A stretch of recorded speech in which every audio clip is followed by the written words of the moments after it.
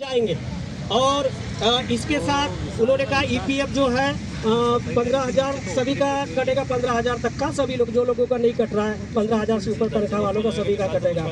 और ये कहा कि ये जो 15 दिन की हमारी ईएल वाला मामला, ये ईएल वाला मामला ये जाकर के 30 दिन की ईएल पे आएगा और कंडीशनल खत्म होगी, इस बात पे वो एग्री हुई है। तीसरा उन्होंने कहा कि 10 लाख का बीमा वो कह रहे हैं कि हम लोग अभी कंपनी से बात हमारी फाइनल हुई है, 1 महीने के अंदर वो लागू करेंगे। तो सुन लो तो यार, मैं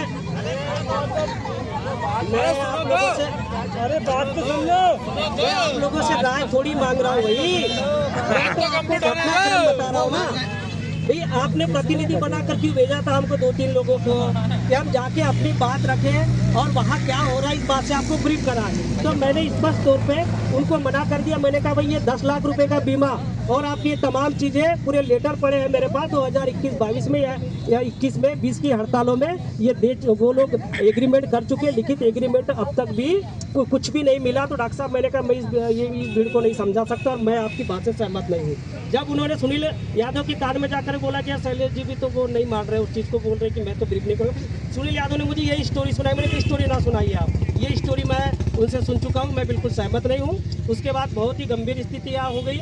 फिर हम लोग, मैंने तरुण भाई को आगे बुलाया, मैं तरुण भाई को ये सारी कहानी बताई। तरुण भाई बोले यार मुझे तो पता ही नहीं है क्या सब हो रहा है। तो मैंने कहा तुम तो यहाँ ब्रीफ करने में हो ना भाई, तुम संचालन कर रहे हो, मिनट से लिख रहे हो, वो अपनी राजनीति करने में लगे हैं, वो षड्यंत्र करने में लगे हैं, आपको उन्होंने दूसरे काम में लगा के रखा है। भाई आप तो इधर मोर्चा संभालिए, आप ऊपर आले, और आप तो आपको थोड़ी पता है। मैंने कहा ये चीज़ें उन्होंने मुझे बताई, इससे आप संतुष्ट हो क्या?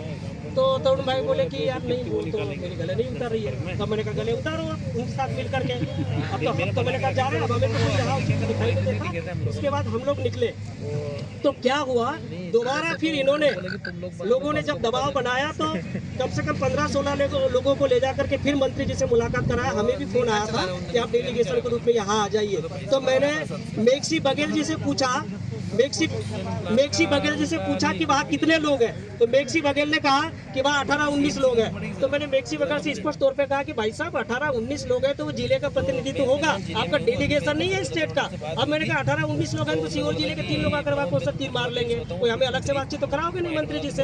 तो मैंने कहा आप जो कराना है कराइए। मैंने तरुण भाई से रिक्वेस्ट किया कि आप सुनो भाई मुकेश जी, मैंने तरुण भाई से रिक्वेस्ट किया था, मेघसी बघेल से भी बात हुई मेरी, अंबर जी मेघसी बघेल से भी बात हुई कि आप किसी भी प्रकार का स्थगन का लेटर जारी मत करवाना। अभी जो उन्होंने वादा किया माननीय मंत्री जी ने, एसीएस साहब ने, क्या कहना चाहिए आपके स्वास्थ्य आयुक्त ने और MD-HM ने, उनके कम से कम मिनट्स आने दो, उनके कम से कम आदेश आने दो, है ना। 20 दिन की तनख्वाह नहीं कटेगी या जो भी आप कह रहे हैं आने दो, और ये सब आएंगे। उसके बाद फिर हम जिलों में विचार करेंगे। लेकिन अब आप देख रहे हो जो अपन ने कहा था, उन्होंने कहा कि ये सब नहीं होगा, ये सब नहीं होगा। मेघसी भाई ने भी कहा कि ये सब नहीं होगा। लेकिन मुझे तो 4 बजे जब मैं जागा तो मैं देखा कि वो लेटर डला हुआ था। मैं उसके पहले एक मैसेज उनको लिख चुका था।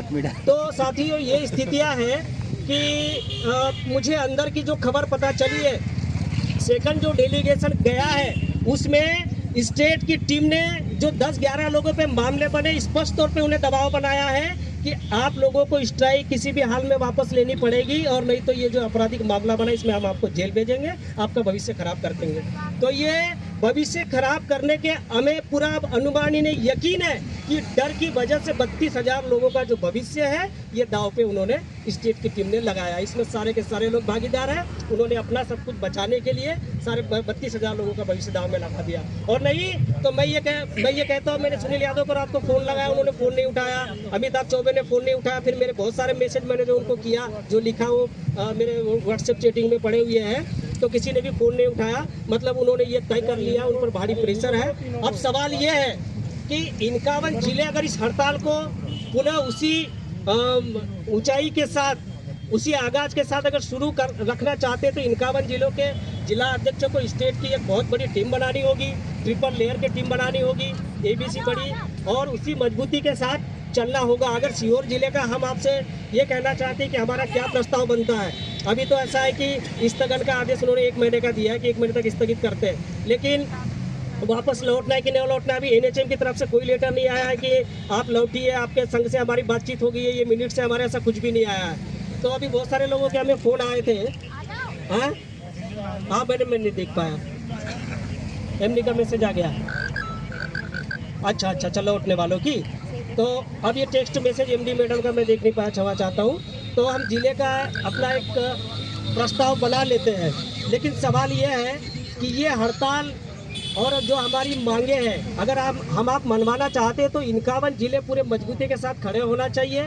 और कोई भी व्यक्ति अपने सिर्फ सीहोर जिला खड़ा रहेगा, रायसेन खड़ा रहेगा, और जैसे और भी नीमच के भी कल मेरी बात हुई वो खड़े रहेंगे, खरगोन खड़े रहेंगे, तो ये शाहजहाँपुर खड़े रहेंगे। तो ये 8-10 जिलों के खड़े रहने से क्या है कि बड़े पैमाने पे एनएचएम फिर कार्रवाई भी करेगा। एनएचएम बड़े पैमाने पर हमें टर्मिनेशन की कार्रवाइयाँ करेगा और भी बहुत सारी कार्रवाइयाँ हो सकती है।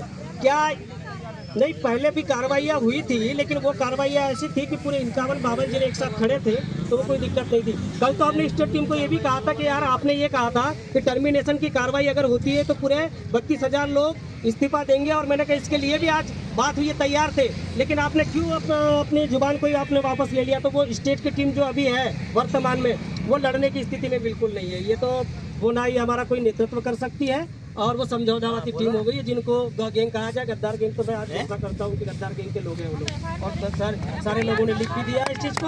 उन्होंने बड़े महान आंदोलन के साथ बड़ी गद्दारी की है।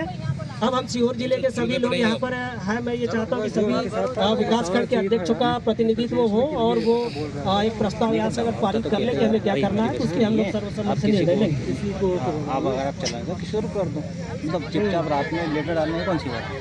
तो हमें एक क्या अध्यक्ष जी, अंबर भाई, हमें अपने जिले का एक प्रस्ताव लेटर पेड पे बना के सभी ग्रुप में डालना पड़ेगा, और प्रदेश अध्यक्ष तथा कथित प्रदेश अध्यक्ष को देना पड़ेगा।